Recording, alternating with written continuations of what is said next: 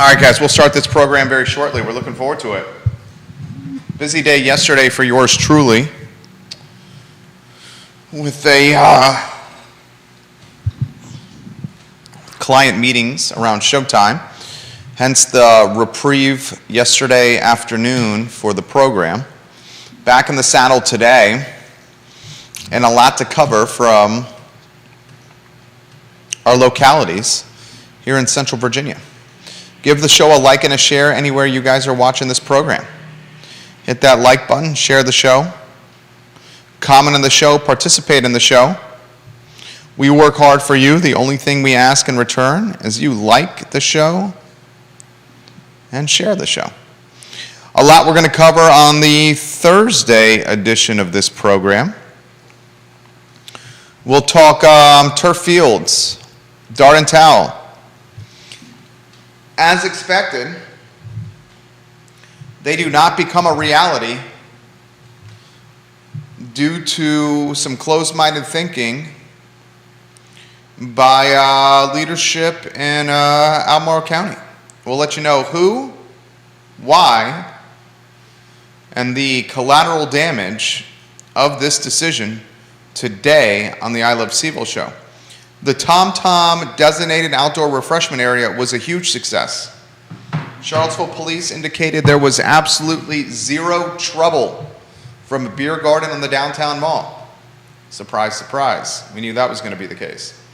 We'll talk about City Council's next steps now for a designated outdoor refreshment area.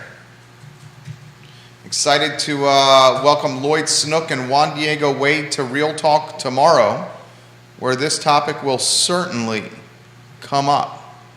Also on today's program, we will highlight the Juice Laundry closing on the UVA corner. Another local business is choosing to jettison itself from the University of Virginia corner.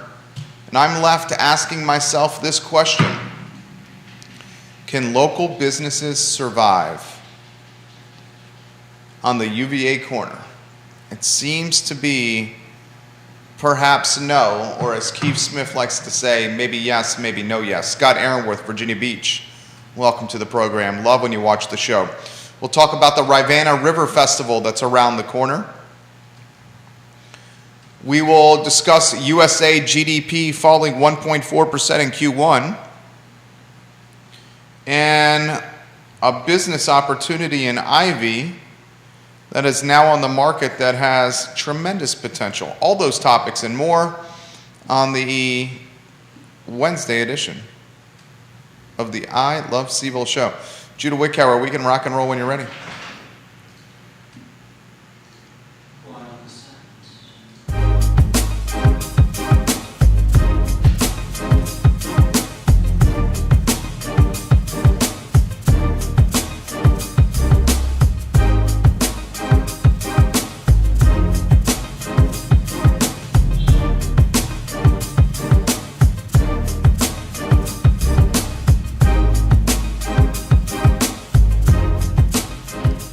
Guys, good Thursday afternoon. I'm Jerry Miller. Welcome to the I Love CVille show. Thank you kindly for joining us. We are live in Charlottesville, the Commonwealth, the country, and the world on the I Love CVille network. It's good to be with you on a glorious Thursday to be above the mud. A lot we're going to cover on today's program.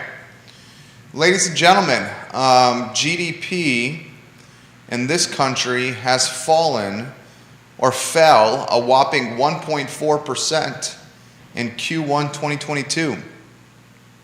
That's a steep decline. We'll characterize how steep the decline is and what we do moving forward and how Americans are responding. As of now, markets are green after major sell-offs throughout this week and frankly, April. Frankly, 2022 in general. City Council, get this, imagine this, is now positively thinking about a designated outdoor refreshment area, Adora, a beer garden on the downtown mall. Who would have thunk? Who would have figured? Who would have considered that as an option? We'll tell you what City Council is thinking. Mayor Lloyd Snook and Juan Diego Wade will be on this network tomorrow at 10:15 a.m.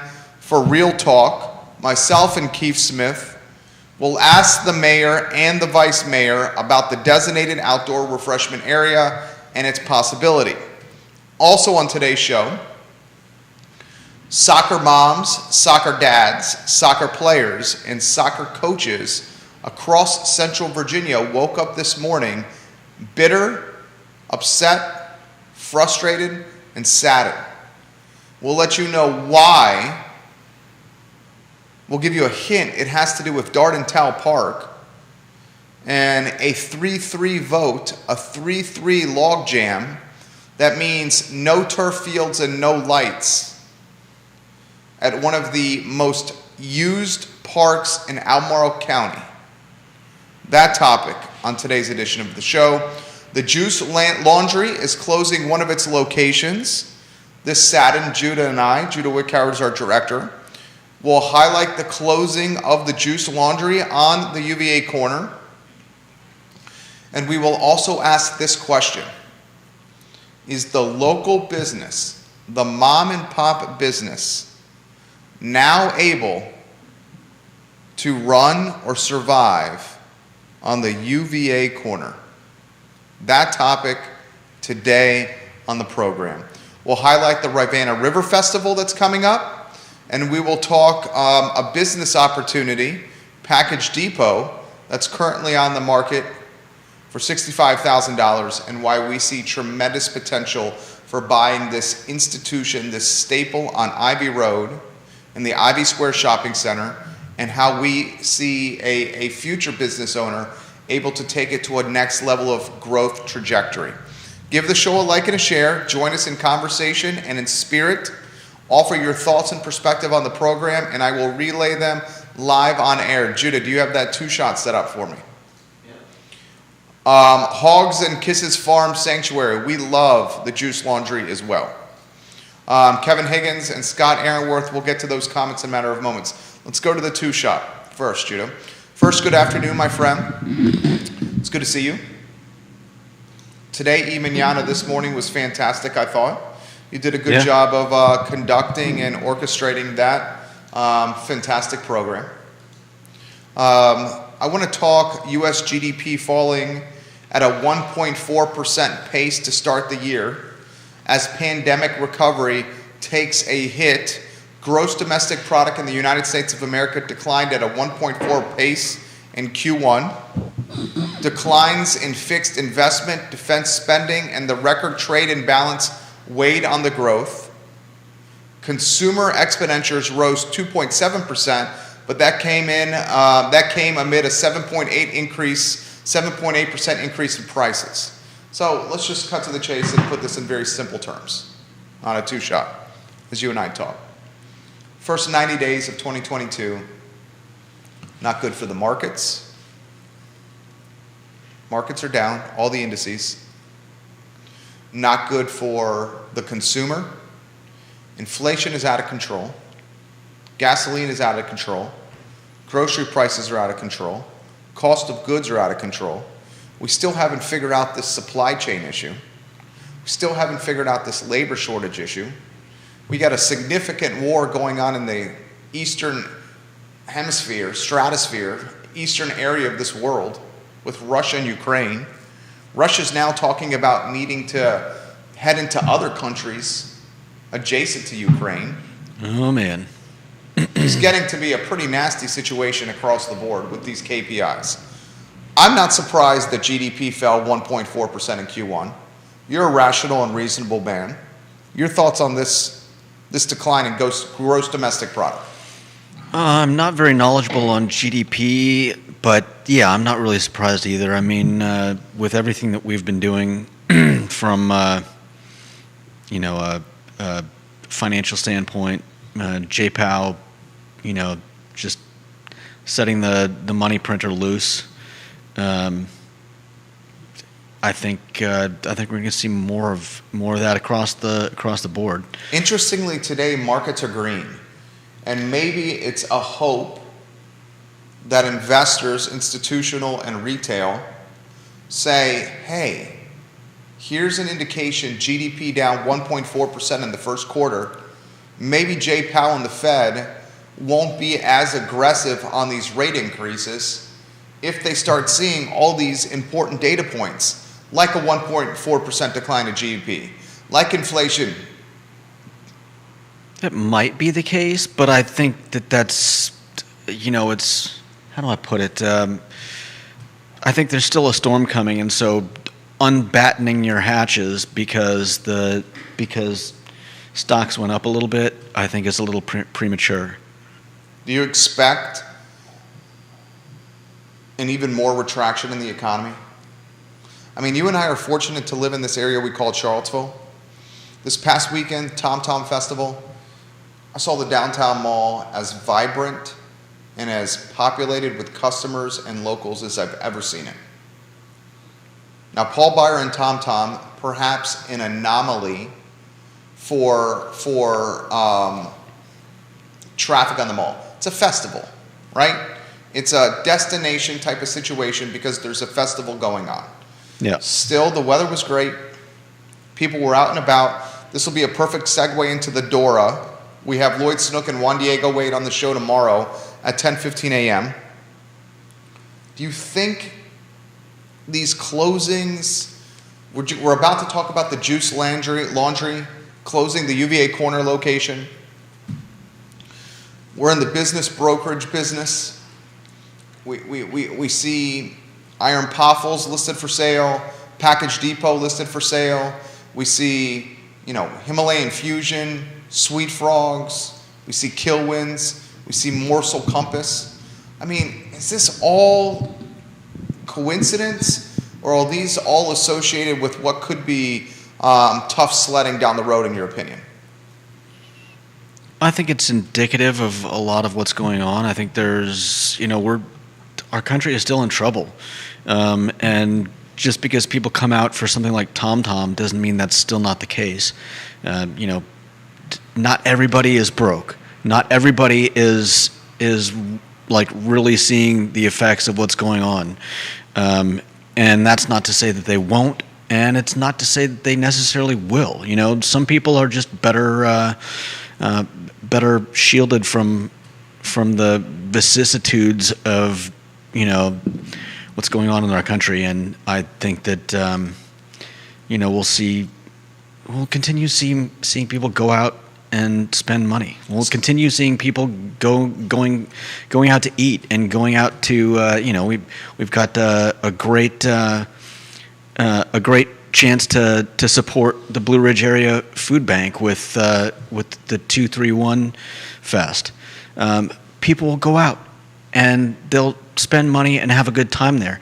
It doesn't mean that everything is rosy, though. The 231 Fest, guys, May 15th, Sunday, May 15th, at Castle Hill Cider. The 231 Fest is a benefit for the Blue Ridge Area Food Bank. Castle Hill Cider, the ringleader. Get a taste of Virginia's premier craft beverage scene in the Southwest Mountains. Spend a day on the stunning grounds of Castle Hill Cider enjoying wine, beer, cider tastings, along with delicious food trucks, live music all day, local artisans, and activities for kids.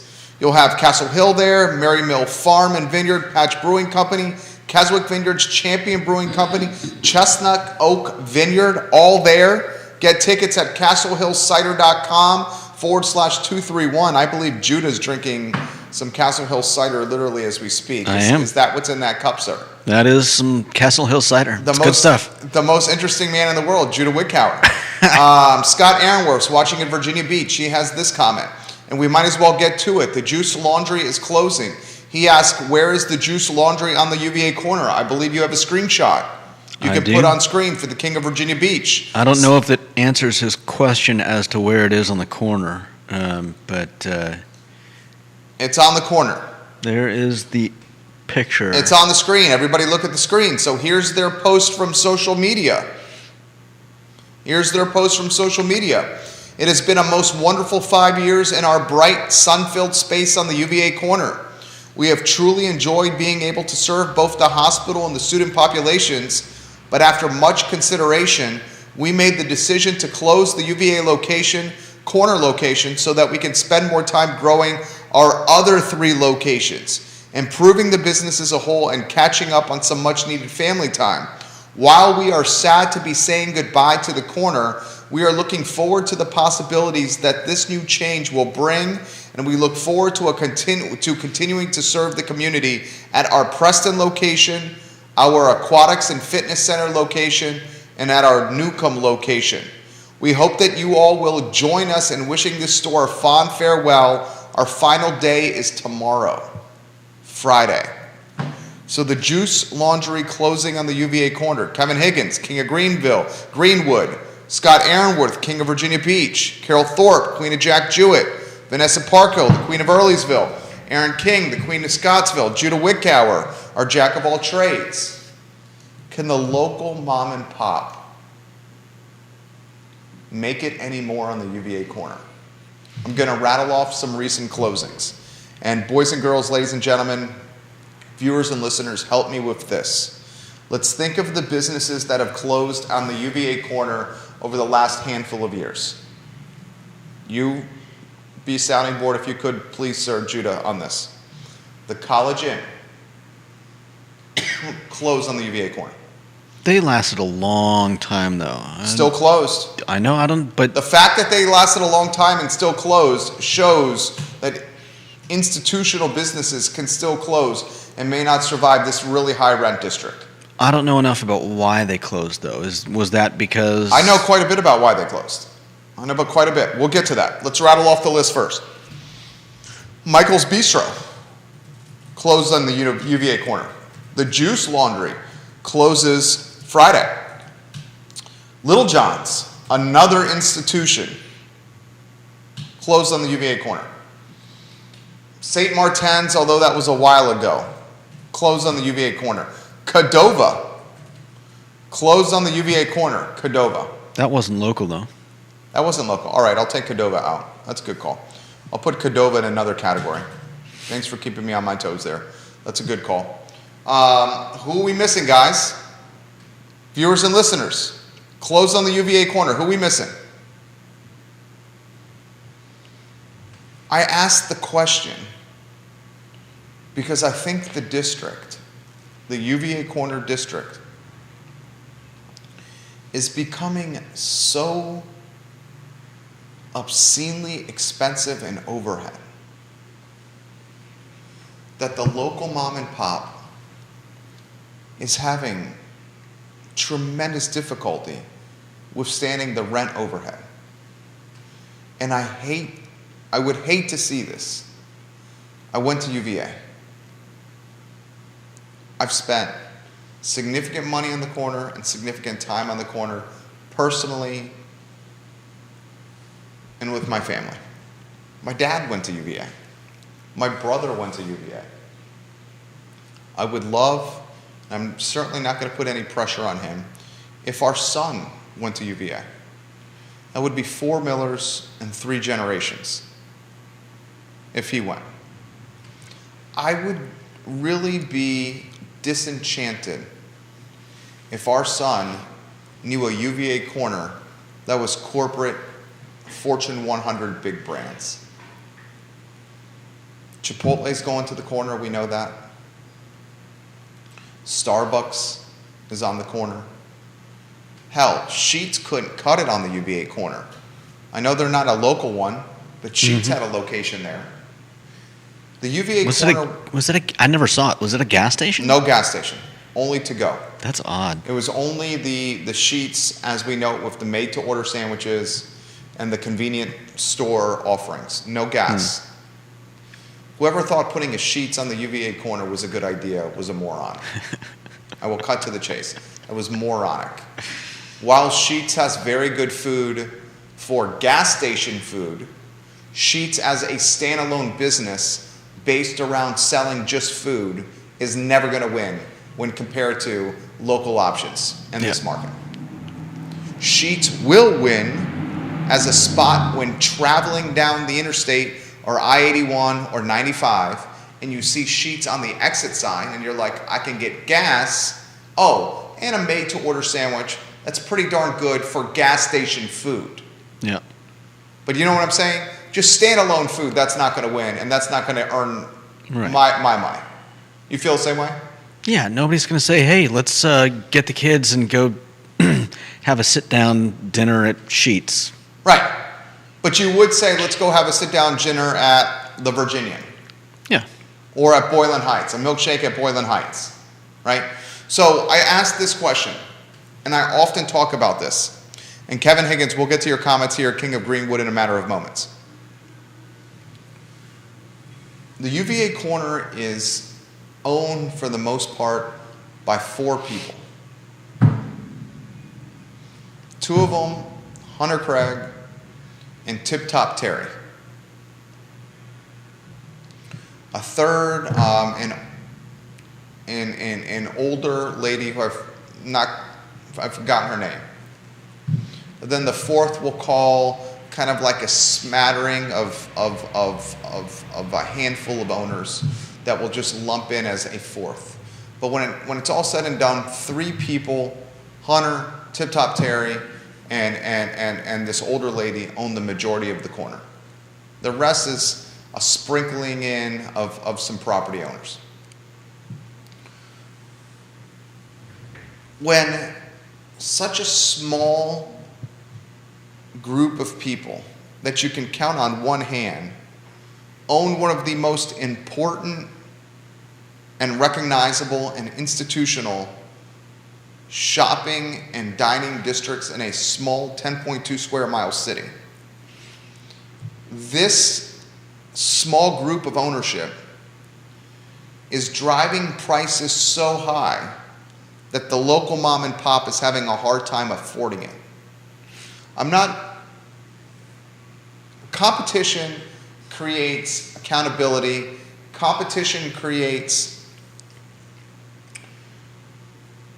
pricing opportunities, flexibility, and negotiation. When you have a depth or a robust amount of owners in an area, they will compete against each other to capture tenants by offering incentives or discounts.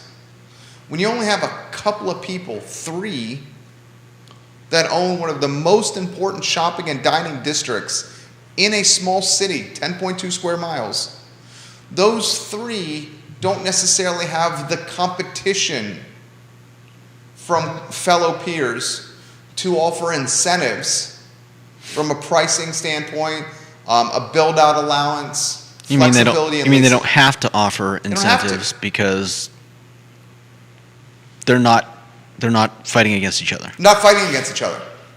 Exactly. They're not fighting against each other. Downtown Mall. Let's compare it to the Downtown Mall. The Downtown Mall has a lot of landlords and business owners down here. I'm speaking firsthand. Own a good chunk of a building on Market Street. Through this ownership stake, have gotten to know the other owners downtown. Bill Nitchman, who owns the Professional Center, and he developed the Hulsinger building. The Professional Center is the center where is the building where the skateboard shop is on the Downtown Mall. What's that bank on the corner? It's United Bank, right? Where Bill's building is? I believe it's United. Yeah, it could be. There's a hair salon in there. There's the skateboard shop. There's the Thai restaurant right around the corner. And then there's 2 levels of offices above the retail on the first floor. We used to work there before coming to the Macklin building. I Love SIVA was in the Professional Center. Bill Nitchman's a landlord. Joe Geek's a landlord. Charlie Lewis, Ludwig Kutner, Alan Kajin, Wilson Ritchie, Joan Fenton, all landlords on the mall. And there's a lot more than that. And because you have a depth in ownership roster in downtown Charlottesville, you have competition. And you have landlords offering flexibility, willing to negotiate, having a rate and lease structure that is manageable, approachable, and attainable.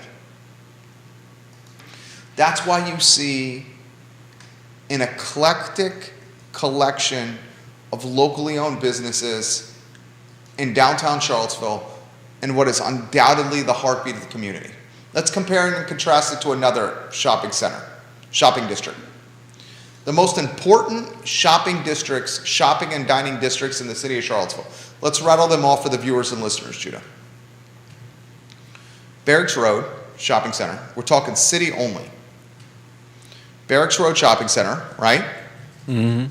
What else you got?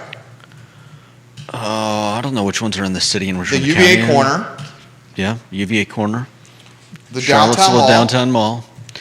And We'll call Preston Avenue. We'll call Okay. Midtown, West Main, between the corner and downtown. There's 5 right there. We'll call Downtown Belmont a shopping and dining corridor. Downtown Belmont. okay.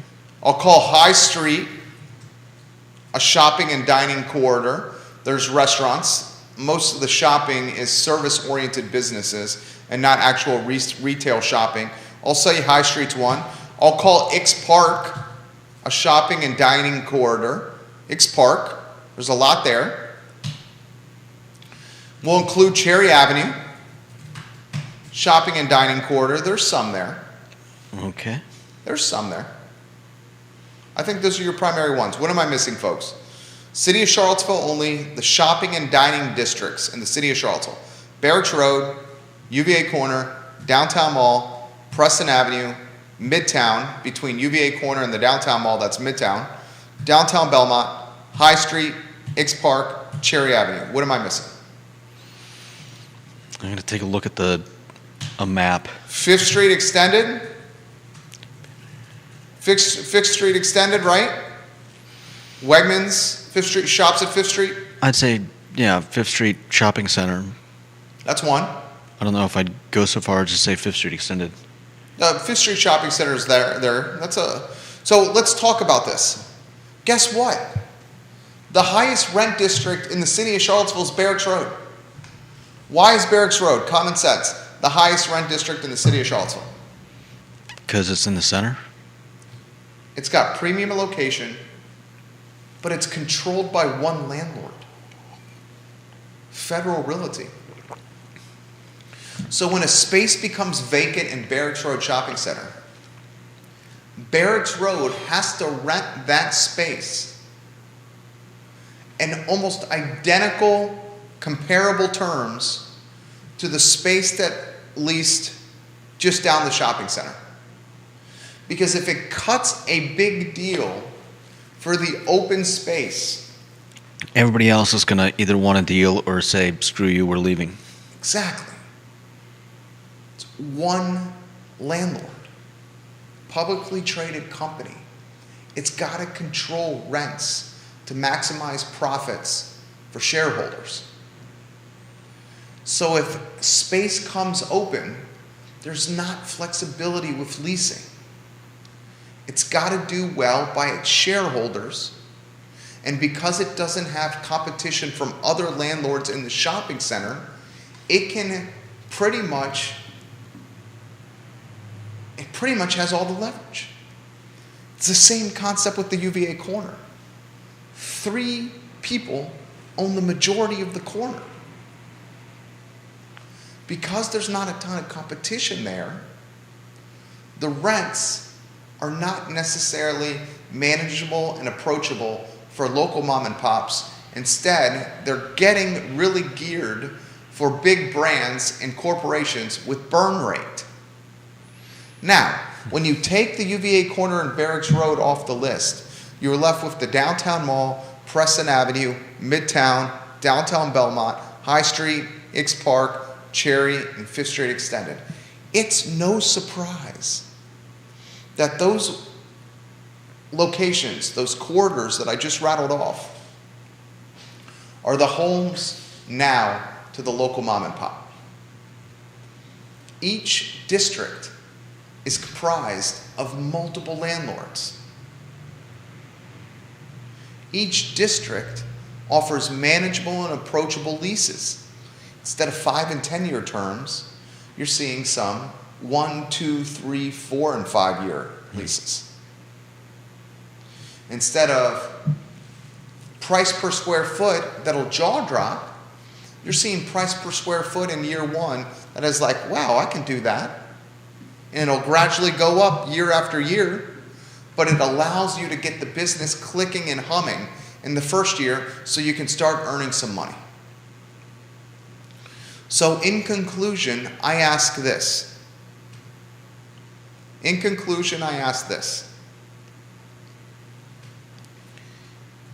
Is the UVA corner now becoming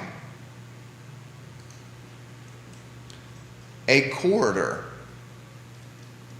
for big brands with burn rate, deep pockets, and nothing more? And Jason Howard is right. Fifth Street Station is just over the city line in Albemarle County. So technically we have to take that off the list for this discussion because it's just over the city line in Albemarle County. Good call, Jason Howard. I don't want our son, Carol Thorpe, Queen of Jack Jewett, welcome to the program. If our son chooses to go to school at UVA, and there's no pressure. Frankly, if our son said to us, I don't want to go to college, I'd be like, totally get it. I understand. Pursue your passion. Come work for the family business. We'll figure out your trade and whether or not college is the path for you. The college model and $250,000 of debt upon graduation at open starting salaries that cannot service that debt is not sustainable. Mm-hmm. I don't want our son to go or know a UVA corner that is Starbucks, Sheetz, Chipotle, Qdoba. Yeah. I want our son to know a UVA corner that is St. Martin's and Orbit's and Little John's and Michael's Bistro and the White Spot. Yeah. Like, I love the White Spot. I love the Gus Burger. I get one 2 or 3 times a year for the taste, as much for the taste as the experience of having one. You know what I mean? Yeah. They've got some of the almost the best burgers in Charlottesville. And that Gus Burger is, whether or not you're hungover, it's still a great burger. It's damn good. It's damn good. James Watson is the king of Orbit. He's watching this program. He makes a very good point. James Watson, this is an excellent point. I think UVA kids spread themselves all over Charlottesville much more so than they did in our day at UVA. Uber, scooters, and the fact that there's just simply more cool places to go to and check out around Charlottesville than there was 15 to 20 years ago makes the corner a difficult spot if they're not corporate. I do love all the classic places you mentioned, though. James Watson is 100% right. Mm-hmm. When I went to UVA 2000 to 2004, we stayed on the corner. We went to Rugby Road, or the Biltmore, or to Coops, or to Buddhist, or to Orbit, or to O'Neill's. I didn't really go to St. Martin's. I didn't go to the Virginian a lot. The Virginian is Charlottesville's oldest restaurant. 1923, the Virginia founded. The Virginian's about to be 100 years old next year. Annie McClure, who owns the Virginian, is going to have a huge party for a C-note birthday for the Virginian. The oldest restaurant in the city of Charlottesville is the Virginian. But Watson, king of Orbit's right. These things, and for those that are not watching the show, if you're listening on Spotify, iTunes, or Apple Podcasts, I'm holding my iPhone in my hand. The iPhone, which every UVA student has turned Charlottesville into, and Albemarle County, and Central Virginia, has turned Central Virginia into a playground for students. Before smartphones, The student at UVA didn't have the depth of knowledge or the resources at his or her fingertips to pursue other amenities, restaurants, bars, and shops in Central Virginia. All they had was what their eyeballs saw. Now the smartphone and social media allows students to say, hey, we could do a beer crawl from Champion to Three Notch to South Street and to Rockfish. And I can use an Uber or these scooters to get there. I can track how to get from each spot with Google Maps. It looks like by Google Maps we should start on a Champion and then go to Three Notch and then go to South Street and then go to Rockfish, which is on the mall, and then we can catch an Uber on 4th Street downtown and head back to grounds, and that'll take us about 3 hours. Why don't we, guys, instead of going to the Biltmore or Buddhist or Orbit, why don't we check out these 4 new breweries? They're just a few miles apart, and it's only going to cost us $7 an Uber to get there. Right? My wife and I, our son, we were having have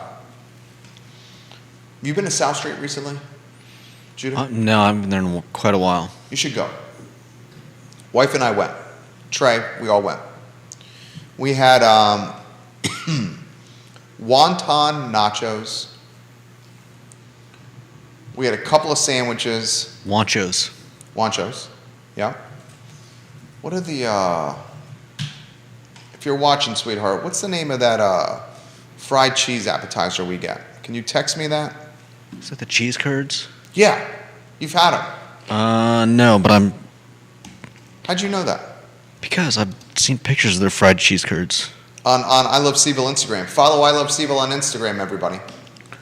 The fried cheese curds, served with sriracha ranch. The fried cheese curds at South Street are one of my favorite appetizers in this area. You give me a fried cheese curds, and you give me a bar hopper IPA or two, and I'm happy. So my sweetheart and I are sitting at South Street. We're watching, I think, the NBA playoffs. Oh, cheese curds. Thank you, sweetheart. She's watching. She's always watching me. She should. And we're sitting there watching like the NBA playoffs. MJ, the cheese curds. Good to see you today, MJ. And while we're watching the NBA playoffs in South Street, this is Saturday afternoon. No BS. Probably 30 to 40 UVA students, barely 21, maybe rocking some fake IDs, who knows? I certainly had a fake ID, fake New Jersey ID. Coming to South Street, 30 to 40. At the brewery, clearly locals. We all look and see 30 to 40 students coming at once. Initially, I was taken aback, but then I was pleased for the business, South Street, for getting the revenue. And then I realized yet again the influence and impact UVA has on this city. And then I realized yet again the impact and influence that smartphones have in this city on opening up the eyes of undergrads. There's like 20,000 of them, to other businesses outside of this UVA dining district we've called the Corner. That is a cohesive and well-communicated thesis or argument of why the UVA Corner has quickly evolved. And this has happened in the last 15 years. How this once incredibly popular dining and shopping district, home to locally owned mom and pop businesses for so long, now has become a bastion or a landscape for corporate big box brands with burn rate that can afford leases that are the second highest in the city, the highest Barracks Road, UVA corner number 2. MJ Arquette loves the South Street cheese curds. They are ridiculous. Also, seriously, this is the second time I brought up fried cheese on this show this week. I may have a problem. You and me both, MJ. You give me fried cheese and some IPAs or some cider, and I'm like the Cheshire Cat with a sleeve of Ritz crackers and a Cheese Whiz canister. I would think the Cheshire Cat would like that. My brother-in-law Wes uses that line. Interesting. Okay. You don't think the Cheshire Cat would like a sleeve of Ritz crackers and a tin can of Cheese Whiz? I have no idea. I think it might be I think a. the Cheshire Cat would love that. What cat wouldn't love Ritz crackers and Cheese Whiz? It's Ritz crackers and Cheese Whiz. Okay. You don't like Cheese Whiz? I think it's probably an acquired taste. You don't like Cheese Whiz? I can't remember the last time I tried Cheese Whiz. It's not something that I regularly pick up at the store. We need to get Cheese Whiz in Judah's hands. You would eat the Cheese Whiz, would you not? I'd try it. Okay, well, you like Ritz crackers, right? Yeah. Of all the crackers, what's your favorite cracker? My favorite cracker. I don't know. I really like saltines. Saltines are your favorite cracker? You don't think I they're guess. a little dry? They make my mouth so dry, almost chalky like the saltine. I mean, The buttery finish of the Ritz makes it much more approachable. The buttery finish. I do enjoy the buttery finish, but I generally don't eat crackers like by themselves. So like saltines are great with great with some cheddar cheese. I like to crumble them up and put them in my Your soup? Oh yeah, put them in my my New England clam chowder. Good afternoon, Lee Elberson, watching on LinkedIn. The buttery finish of the Ritz makes the Ritz my number one. I love Ritz. I don't usually put different types of crackers on. It's like there are ones that I wouldn't want to eat, and there are ones that I would. Jason Howard, you mentioned West Main Street. Do you have any information on why there isn't a new tenant in the Wild Wing spot? When I sold beer, that place was a high volume account. Plenty of parking nearby, walkable for some, lots of upside. Let's talk about that, Jason Howard. Jason Howard, I'm responding to your comment right now. I mentioned this live on air. Enter. Period. Send.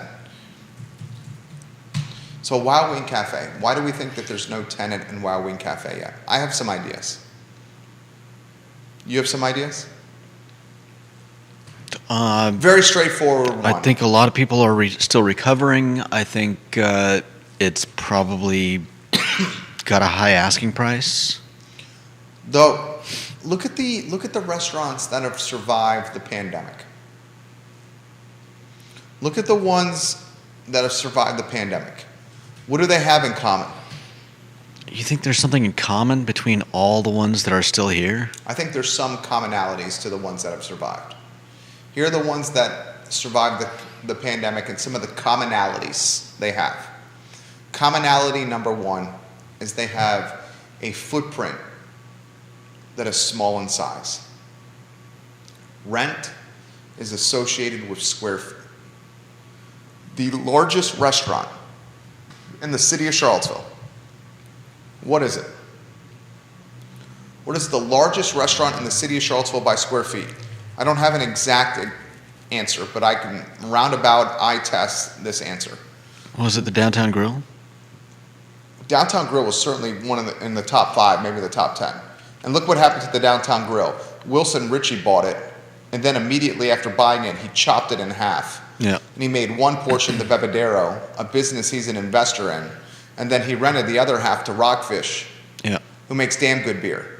And if you remember, during the pandemic, when Downtown Grill closed, I was the first to say on this talk show during the pandemic that the Downtown Grill was going to close because of the size of its restaurant and because steak doesn't travel too well, neither does seafood, in a to-go setting.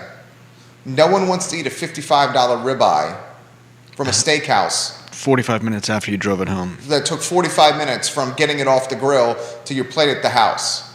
Instead, what you're going to do, you're just going to buy the ribeye for $20 Grill it at home. at Wegmans or Whole Foods and grill it at home. You're not going to get steak to go. I said it closed. I also said Downtown Grill was too big, was not going to survive the pandemic. Someone should chop it in half. That's exactly right. Wild Wing Cafe is freaking massive. And while we all realize that there's a recovery in a potential roaring 20s situation happening as everyone's getting out of the pandemic, guess what? The numbers would say otherwise. GDP in Q1 down 1.4%. Freaking China's considering locking, is basically lockdown. They are locking down. They're Yeah. not considering anything. They're locked down. Yeah. You got, which is going to impact supply chain issues. Oh, it has been. Yeah. You got Manhattan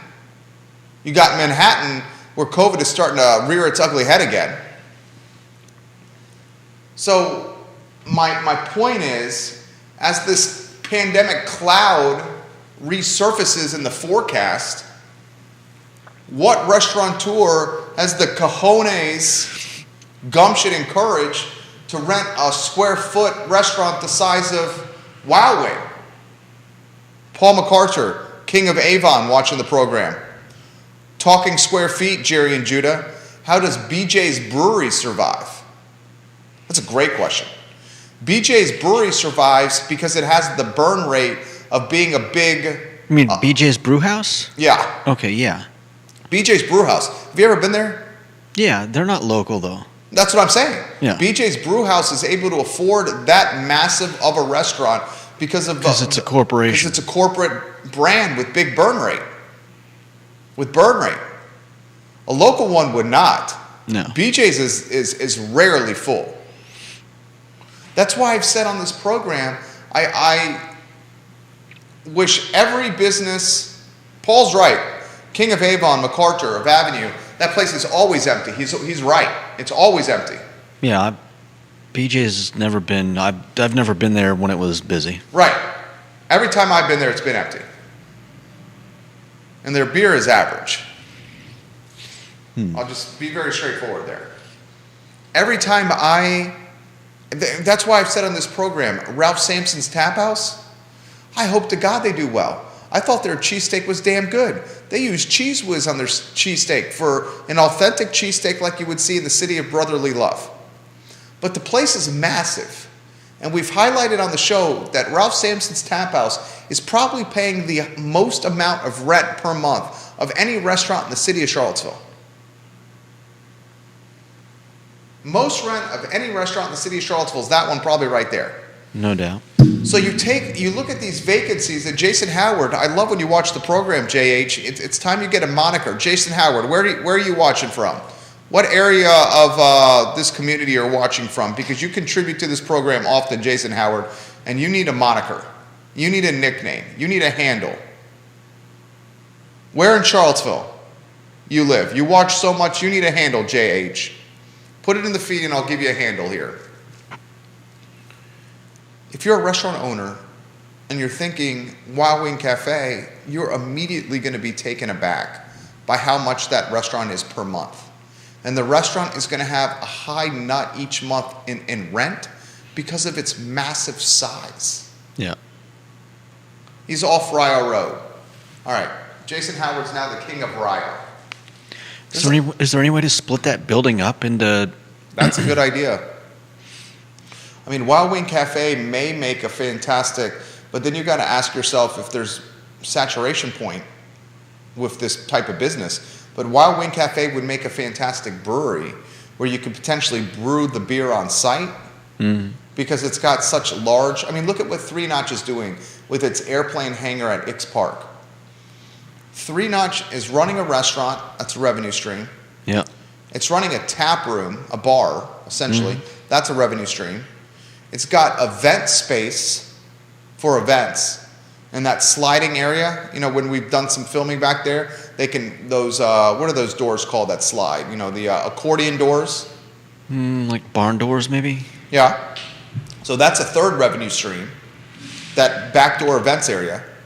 It's the brewery hub of its other locations. Plus, they've got some great deals that bring people in on a daily basis. It's a brewery hub for its retail sales and grocery. Like Judah said, on Tuesdays, it's half price cases. A Minuteman case for less than $20 on Tuesdays. So 3-Notch is vertically integrated its model to accommodate this massive square feet of overhead. Mm-hmm. Wild Wing Cafe, if someone just went in there and said, I'm going to sell wings and beer, that's not diverse enough in revenue stream to survive or withstand that overhead. Definitely not. Good stuff from everybody today. Let's get to Kevin Higgins, King of Greenwood. He's got some comments. Jason Howard, I'm going to get to yours here. Paul McCarter, I'll get to yours. Scott Aaronworth and Carol Thorpe. We'll get to your comments in a matter of moments. I love when you guys interact with the program. I love learning from you guys. That's one of my favorite parts of the show is when you guys comment and offer perspective, and I learn from you guys. So Kevin Higgins is the King of Greenwood. One of our most valued viewers and listeners is Kevin Higgins. King of Greenwood, football coach, father, all-around A-plus guy. This is what he says, and he's got a couple of comments here. First, he says, the owners of BJ's Brew House, their kid goes to UVA. That's why it opened here. Kevin Higgins said that. Kevin Higgins also says, if I was a terrorist being interrogated by the CIA and they offered me Cheese Whiz, I'd tell them the location of every single extremist I know. Wow. Carol Thorpe has this for Judah. And Kevin, we'll get back to your comment. I propose an on-air, Carol Thorpe is the queen of Jack Jewett. Carol, this made me laugh. I propose an on-air Cheese Whiz tasting for Judah with saltine crackers. And there will be the peace. There will be the peace. If I bring Cheese Whiz with saltine crackers and a sleeve of saltines and a sleeve of Ritz. I think with Cheese Whiz, I'd rather have Ritz. Cheese Whiz, you'd rather have Ritz? Yeah, I think. Because of the buttery finish. Yeah, it just seems like a better fit. The saltine, doesn't it leave your mouth so freaking chalky and dry? But so does Ritz, if that's all I'm Ritz's eating. buttery finish combats the chalkiness of the saltine. I don't get chalky. I mean, I get what you mean in the texture, How many saltines? but not in the flavor. And I feel like it's the same thing with Ritz. You get the same texture. This is the challenge we should have.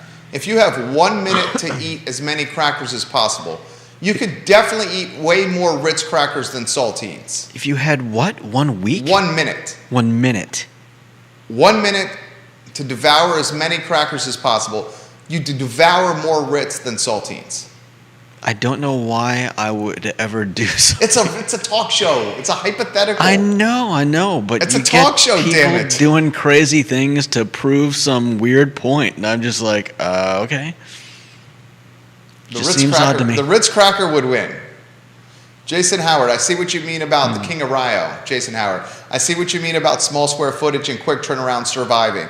Ace Biscuit and Barbecue has a pretty small space, but its food is great, and you can pick up lunch and be out the door in 10 minutes. Ace Biscuit and Barbecue is phenomenal. It's absolutely phenomenal. Kevin Higgins says this, King of Greenwood. What have we not figured out yet? This is about the economy. This country is in trouble. Yep. As far as Ukraine, Putin cut off gas to Poland and Bulgaria. He cut his own revenue to fund his war. That should scare the living hell out of everyone. He's not worried about his funding or his money. He's just worried about continuing this war. That should scare the hell out of everyone. Yeah. Anyone that'll cut their nose off to spite their face. Means they're a lunatic. Yeah. They're not stable. Right. And that's what he's doing. How do you, like, in war, as in business and a lot of things, you've got to be able to assess the other side. And if you can't, then how do you react? Right. Exactly. That scares the bejeebus out of me. I mean, and now there's content on the national media that if Russia turns off the gas for all of Europe, you're talking global crash. Yeah, I mean, people talk about the U.S. releasing some of their gas reserves, but it's not sustainable. I mean, we've got like what? I think somewhere around 500 million barrels in reserves, but as a country we use like 20 million a day. I mean, did we make our own bed by relying on a Russian dictator's most precious commodity? I mean, Took a crazy man. we've also been relying on OPECs, and I don't know. We took a crazy man and we gave him leverage. We took a warmongering dictator that's mentally unstable, and we gave him leverage.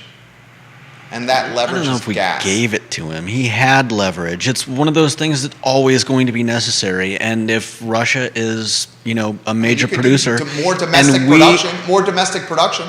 I was just going to say, and if we're not producing our own, then we need to get it somewhere. And so I don't More know. domestic production. Well, yeah, you can keep saying more domestic production, but we've been down that road, and it's been, and our government has decided not to go that route. We don't need to get into the politics of it, but yeah, Well, you we like could. to get into the politics of it. No, not really. I mean, it's a pretty dark hole that we'd have to jump down to get into that conversation. But yeah, our country could be producing more oil through a lot of different means, and we're not. So we rely on the oil that other people are producing. Why does a warmongering, unstable dictator have so much leverage Because he's over our country and so many other first world advanced countries? Because he's smart, and he doesn't come across all that often as a warmongering, insane, dictator. I mean, he maybe yes, maybe no yes, interfered with the Trump-Clinton election. Yeah, but that's so Maybe yes, maybe no yes. We'll just leave it at that. I'm not trying to argue for or against. Maybe I'm just yes, maybe saying. no yes. I'm just saying that there's no real, like, where's the proof of that? Maybe and yes, even maybe no and even if yes. it did happen, was it him that did it? Okay. Maybe yes, maybe no yes is leveraging gas as a war tactic. Maybe yes, maybe no yes No, I'm just is saying. invading other countries.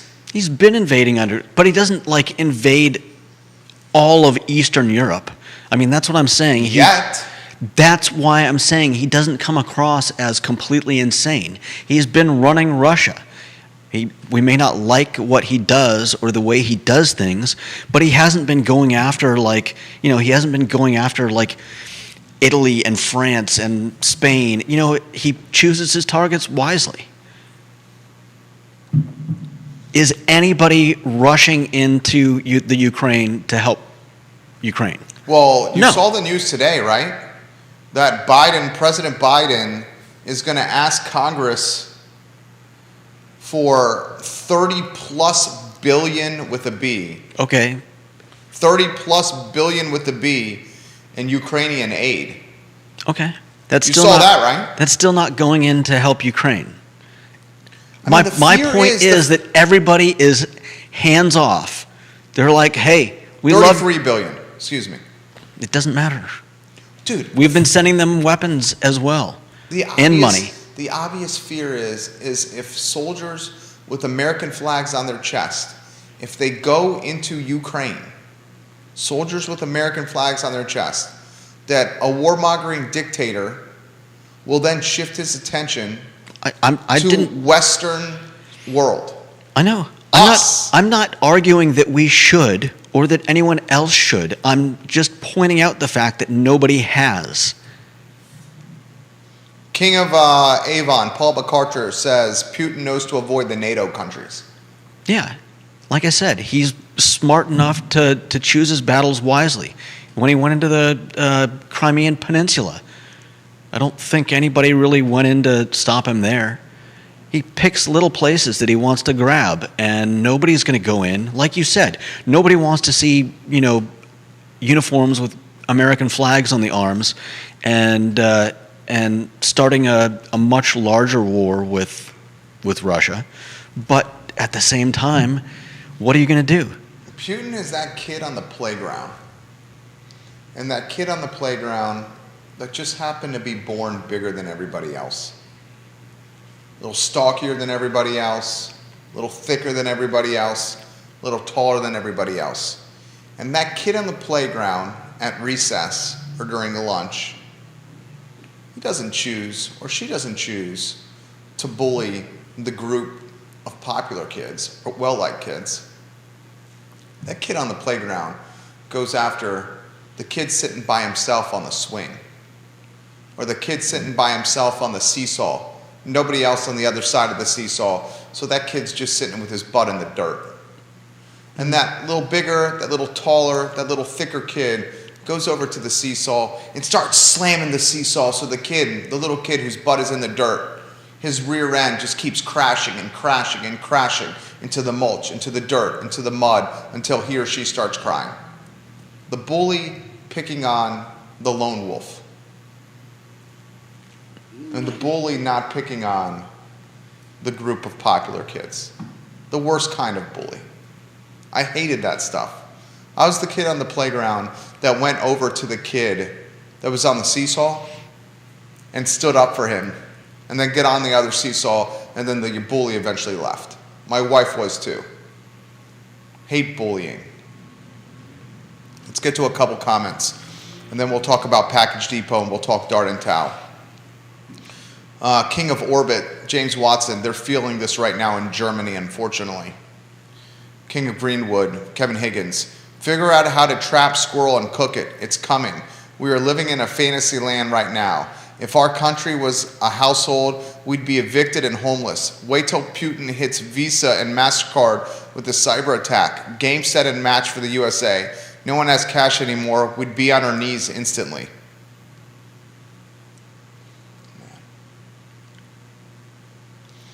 No one has cash anymore.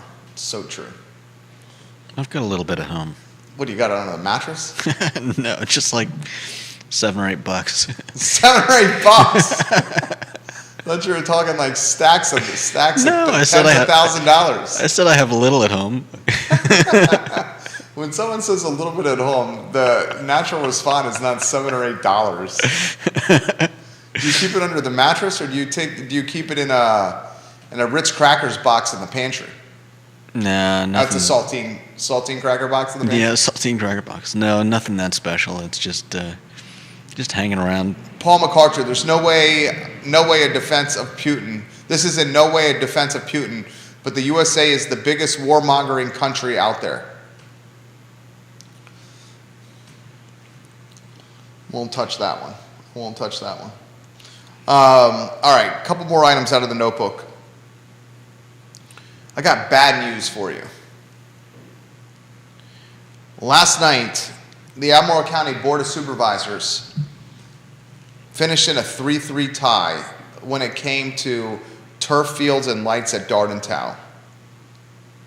Supervisors McKeel Diantha, Supervisors Galloway Ned, and Supervisor Price Donna, to their credit, were in favor of turf fields and lights at Dart and Tao Park. The OG, do you know who the OG supervisor is? I'm not sure. Ann Malik. Okay. The OG, Ann Malik, was vehemently opposed to turf fields and lights at Dart and Tao Park. In fact, during the meeting, She calculated, and this is from Neil Williamson, who live tweeted the meeting. President of Free Enterprise Forum, Neil Williamson, you provide a valuable resource to the community. We love you, King of Content, Neil Williamson. Supervisor Malik said this during the meeting. She calculated the weight of the plastic turf fields, and she's concerned with the disposal of the turf and the impact it has on the environment. She's concerned about the temperatures of turf fields. Supervisor Malik is concerned about the impact turf will have on the environment. Supervisor Jim Andrews, the newest one, is concerned about plastic fields, and he suggests doing 2, not 4. And Supervisor Lepisto Kirtley was in favor of grass with no lights. So here's what happened.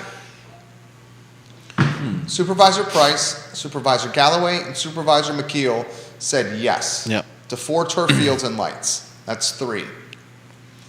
Supervisor Malik and Supervisor Lepisto Kirtley did not want turf fields. Yep. And the other wanted And turf the fields freaking and swing no vote. lights. The swing vote was Jim Andrews, Samuel Miller District. And Jim Andrews, whether this is political strategy or trying to save face, who knows? He says, I'll vote for 2 turf and 2 grass, but I won't vote for 4 turf and lights. So he knew once Malik said no and Lepisto Kirtley said no, that's 2. And when 3, Galloway, Price, and McKeel said yes, Andrews realized immediately that he was the swing vote. So how does a swing vote save face with the soccer community in Central Virginia? They vote no in wishy-washy fashion. And how do you vote no in wishy-washy fashion? I don't support the 4 fields, turf, and lights, how it's presented today. But I do support 2. Let's make 2 turf and 2 grass. But because he wanted 2 of them to be grass, it didn't meet the proposal as it was presented last night. So that vote counts as a no. Yeah. And 3-3 in Albemarle County, a tie, unlike baseball where the tie goes to the runner. In the Albemarle County Board of Supervisors, the tie means no. And the soccer community in Central Virginia feels the ramifications. Dardental Park is the only public park in Albemarle County allocated to soccer playing activities organized. All the other ones are either through the soccer organization or through schools, the fields at schools. It's the only public park. You take a moment and you go to Dardental Park and you see the fields. They're in shambles. My kid practices there. These soccer fields are used so much by so many kids, parents as well, a lot of adult soccer there. They are used so much by so many people, the grass has worn away. It's basically a field of packed dirt.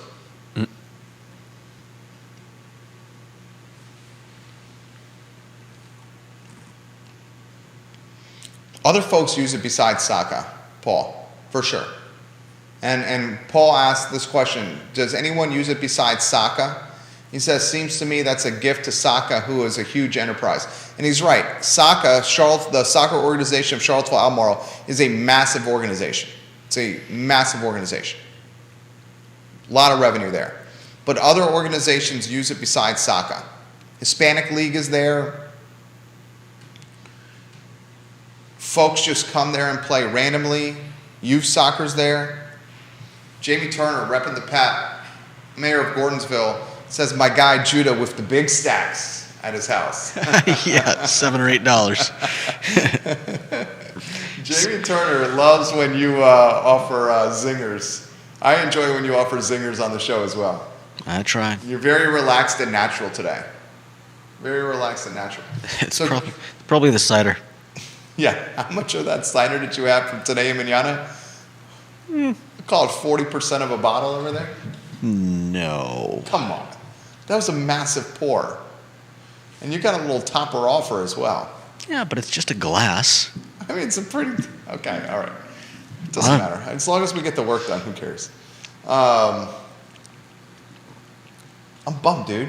The turf fields and the lights ain't going to happen. Yep, that's too bad. It's going to be as is. The NIMBYism of public parks won. Yeah. Not in my backyard. The NIMBY mentality has now influenced public parks. I mean, you say now, but I'm sure they've been doing it for a long time. Oh, long time. Long time. And you know, not to point fingers here, but this is a fact. This is straight up fact. Of the supervisors on the board of supervisors, on the board, there is one that embodies the NIMBY mentality more than any other, and that's the OG. Yeah. And to her credit, she sticks by that NIMBY mentality, and she's ridden that NIMBY mentality to many terms of office in the Whitehall district. But that is the NIMBY mentality the OG has, and she's got it. Last item, two other items, quickly. The Rivanna River Festival is coming soon. I'm excited about this. It's this Sunday, the Rivanna River Festival. It started in 2019. It took a year off, 2 years off because of the pandemic. There's going to be a kayak and a canoe race, that's 6 miles long. Starts at the Brook Hill River Park and ends at the Rivanna River Company. There's going to be food and family fun. This is what I would love to see from the Rivanna River Festival, and this is what I would love to see from the Rivanna River in totality. I would love to see a river district created. I would love to see a river district created with more robust walking trails. We know a bridge is coming. I would love to see a river district created with a restaurant or two that is focused on the river and its many, many users. I would love to see an area carved out for live music. I would love to see an area carved out potentially for food trucks. I think from an economic stimulus and incremental revenue standpoint, Albemarle and Charlottesville are missing out on attracting and monetizing the Rivanna River. It's a massive freaking river.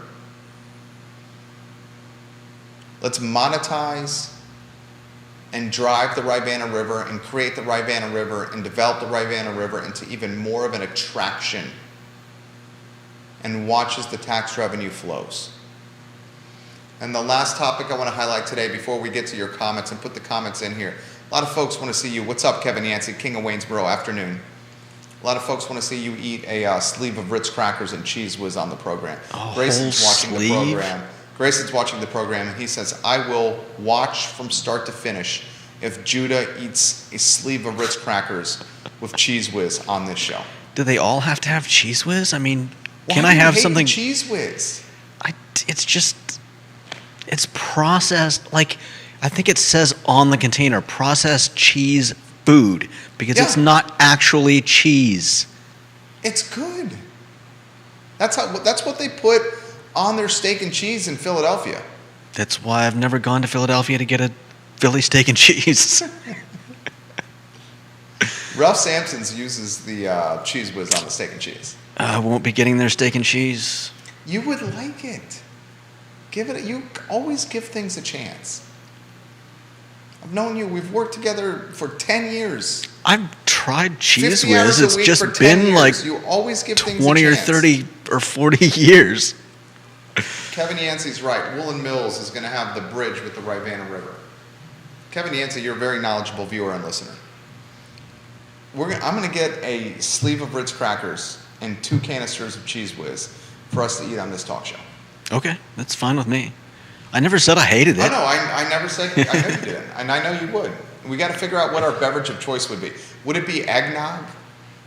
Eggnog? I love eggnog. I would bathe in eggnog if I could. Alrighty then. That's not good to know, but A carton of eggnog for each of us. No. A sleeve of no, Ritz crackers that's and some like, Cheez Whiz. how did any of those go together? They're delicious. That's how they go together. They're delicious. They're delectable. Oh man, let's see. What would I have? I'd have. I'd probably want a beer with something like that. I mean, I would It's never like say no that's to like beer. it's like a bar snack food. Can we talk about Package Depot? If you want to. Please put it on screen. Can you, iloveseville.com/for sale. iloveseville.com/for sale. We're archiving a number of businesses that are currently listed for sale in the Charlottesville, Albemarle County, and Central Virginia markets. Let's see. One of the things I've started to enjoy doing in 2022 is getting in the business brokerage space. I enjoy working alongside entrepreneurs, and one of the services we've been providing this year is helping entrepreneurs exit their businesses. For 15 years, VMV Brands has been an advertising agency that's helped entrepreneurs and businesses start, launch, and grow market share. We do that by raising brand awareness. Enhanced brand awareness means more customers, and more customers means incremental revenue. It's a very straightforward equation.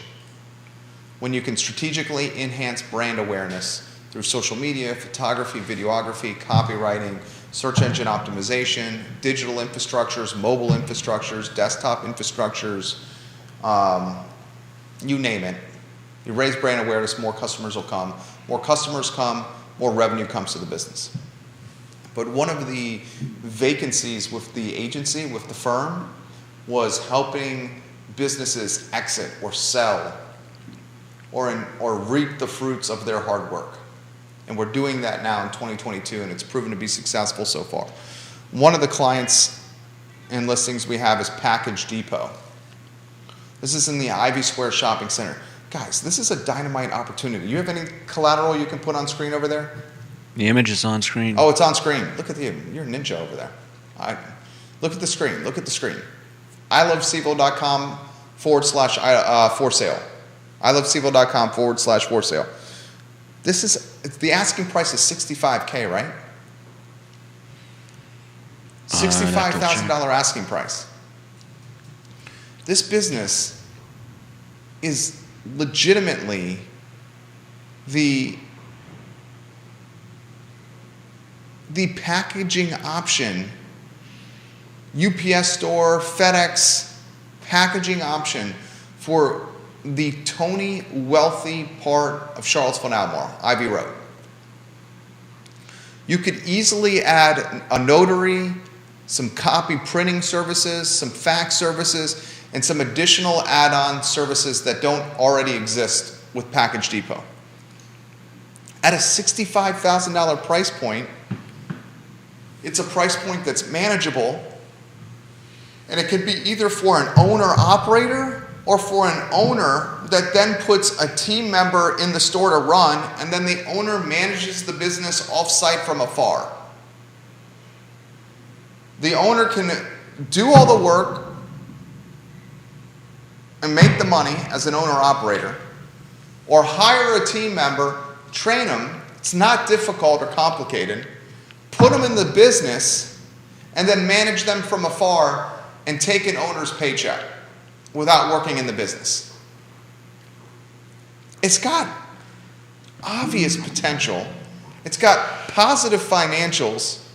And adding these additional services like a notary, like copy printer service, like potentially some fax service, some office supplies, it's just gravy revenue on top of it.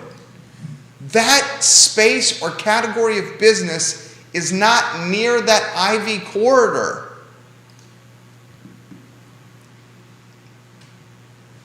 It's legit.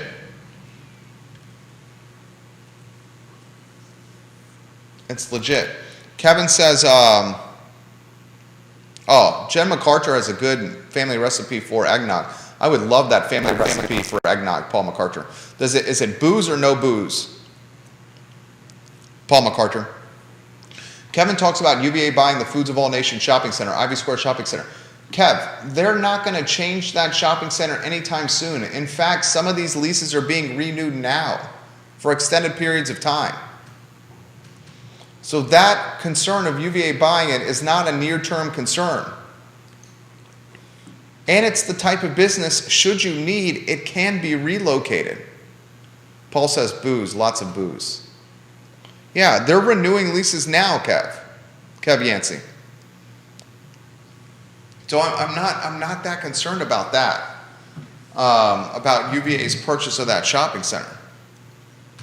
Anywho, I just want to highlight that opportunity. It's a great opportunity for someone who wants to get in business for themselves. DM me for information. Any social media platform, reach out to me. I can get you that info. I think it's fantastic. Jude, I think you were on point today. Thank you. I might have to get you some more cider. Castle Hill cider is damn good. No doubt. Anything else you want to close with or add before we close? No.